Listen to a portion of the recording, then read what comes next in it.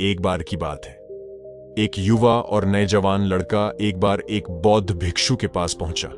वो काफी परेशान और चिंतित लग रहा था और उसने बौद्ध भिक्षु से जाकर पूछा कि हे मुनिवर, मैं अपने आप से परेशान हूं, अपने आप से दुखी हूं। बाहरी रूप से मुझे कोई दुख नहीं है, मैं धन संपत्ति से संपन्न हूं, मुझे कोई शारीरिक रोग भी नहीं है, मैं स्वस्थ और चुस्त और दुरुस्त हूं, लेकिन मैं खुद से परेशान रहता हूं, अपने मन से परेशान हूं। अक्सर मेरी बातों को मेरा कोई भी दोस्त गंभीरता से नहीं लेता है, सुनना पसंद नहीं करते, और ना ही मेरे परिवार के लोग मेरी किसी बात को गंभीरता से लेते हैं। मैं जो कुछ भी सलाह या सुझाव देता हूं, या तो वह उसे मजाक में उड़ा देते हैं या फिर उसे गंभीरता से लेते ही नहीं है। मेरी बातों को कोई भी व्यक्ति गंभीरता से क्यों नहीं लेता है? क्यों मेरी बातों पर कोई अमल नहीं करता? क्यों मेरी बातों में कोई इंटरेस्ट नहीं दिखाता? क्या कारण है? कृपया मुझे बताने का कष्ट करें और मेरे मन के इस दुख को दूर करें। मुझे सही मार्ग बतलाए कि मैं ऐसा क्या करूं जो लोग मेरी बातों को ध्यान से सुने और उन बातों में रुचि रखे। यह सब सुनकर बौद्ध भिक्षु ने उत्तर देते हुए कहा, मोर हमेशा सही परिस्थिति के हिसाब से बोलता है। जब भी बारिश होने वाली होती है और बादल गरजते हैं और बारिश होने की आशंका होती है, ऐसे में मोर अपनी मधुर आवाज में गाता है जो सभी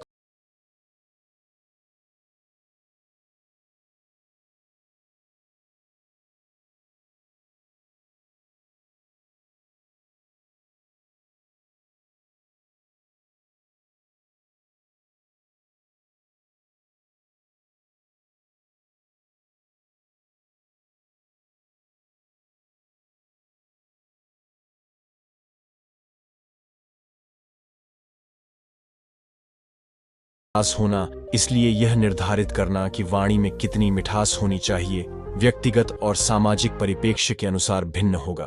एक समृद्ध समाज में सामाजिक और भावनात्मक संबंधों को मजबूत करने के लिए उदारता और समझदारी की अपेक्षा की जा सकती है।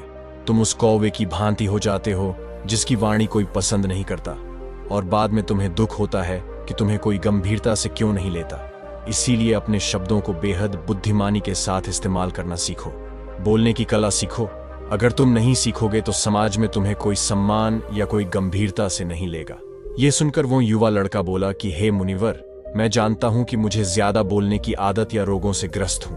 मुझे इतना नहीं बोलना चाहिए, लेकिन मैं अपने आप पे काबू नहीं रख पाता, और न ही मैं इतना बुद्धिमान और तेज हूं कि मैं अपने शब्दों को नाप तोल कर बोल सकूं। मैं तो किसी से बात करते वक्त इतना सोचता भी नहीं कि मुझे अपने शब्द किस तरह बोलना या इस्तेमाल करने हैं। कृपया करके कुछ ऐसी शिक्षा बता दीजिए जहां पर मुझे कम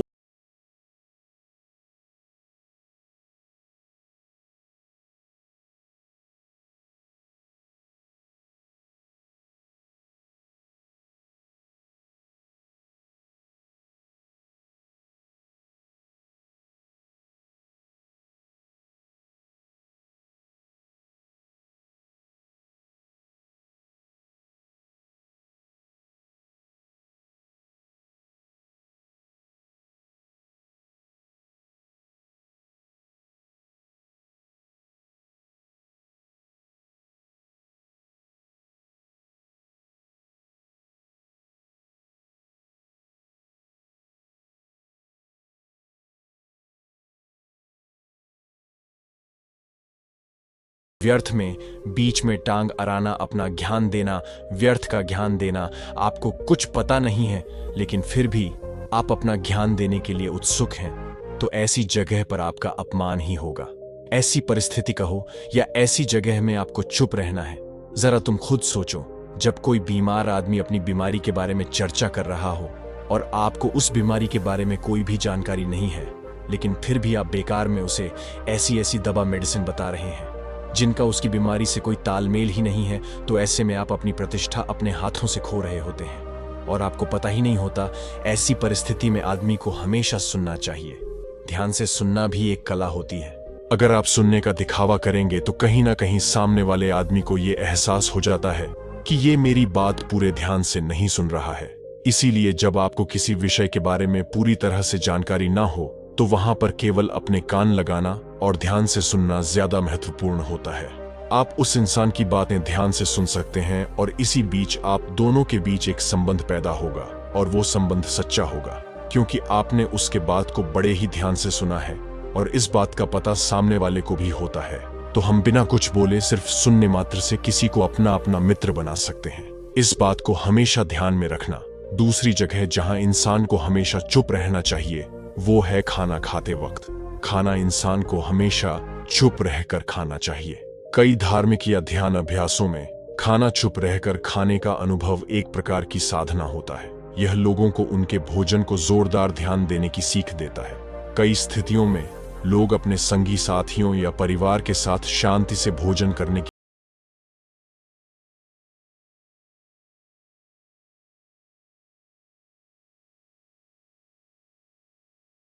आयुर्वेदिक परंपराओं में चुप रहकर खाना एक अभ्यास है जो स्थिरता और साधना की भावना को विकसित करता है। यह खाने की प्रक्रिया को समर्थित करता है और व्यक्ति को अधिक संवेदनशील बनाता है।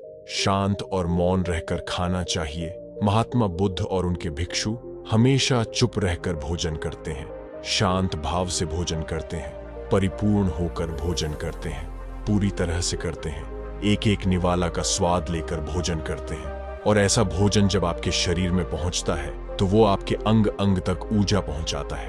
अक्सर हम भोजन करते वक्त कुछ ना कुछ बोलते रहते हैं, कुछ ना कुछ सुनते रहते हैं, लेकिन मौन रहकर पूरा स्वाद लेकर उस भोजन को कभी नहीं करते। हम उस भोजन को करते वक्त आधे अधूरे ही करते हैं और इसीलिए हमारा शरीर रोगों से ग्रस्त हो जाता है।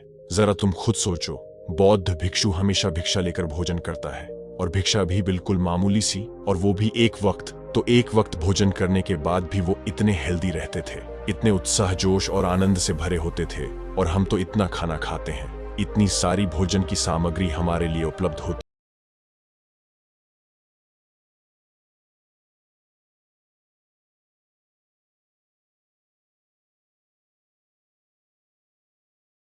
भोजन हमेशा मौन रहकर ही करो।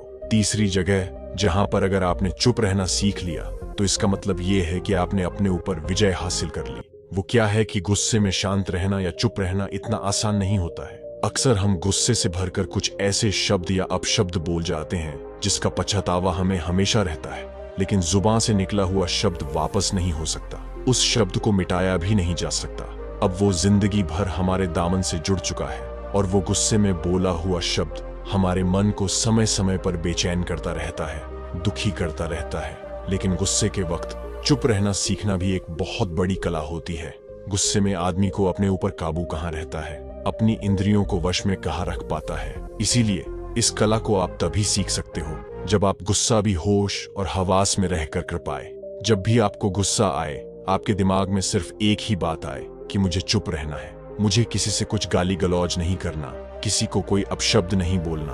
और जब ये विचार गुस्से के साथ जुड़ जाता है और धीरे धीरे ये आदत बन जाता है तो आप अपने गुस्से को भी काबू में करना सीख जाते हैं। कभी कभी हमारा गुस्सा हमें किसी और चीज के कारण नहीं बल्कि हमारी अंतरिक्ष के स्थितियों के कारण आता है। इसलिए सबसे पहले यह जांचें कि गुस्से का कारण क्या है। गुस्से के समय अपने आप को शांत करने के लिए अपनी सांसों को ध्यान में लाएं और धीरे धीरे सांस लें। इसके अलावा किसी भी संगीत या ध्यान की साधना का उपयोग कर सकते हैं। अधिक सक्रिय गतिविधियों का अभ्यास करें, जैसे कि धौंस लेना, योग या व्यायाम।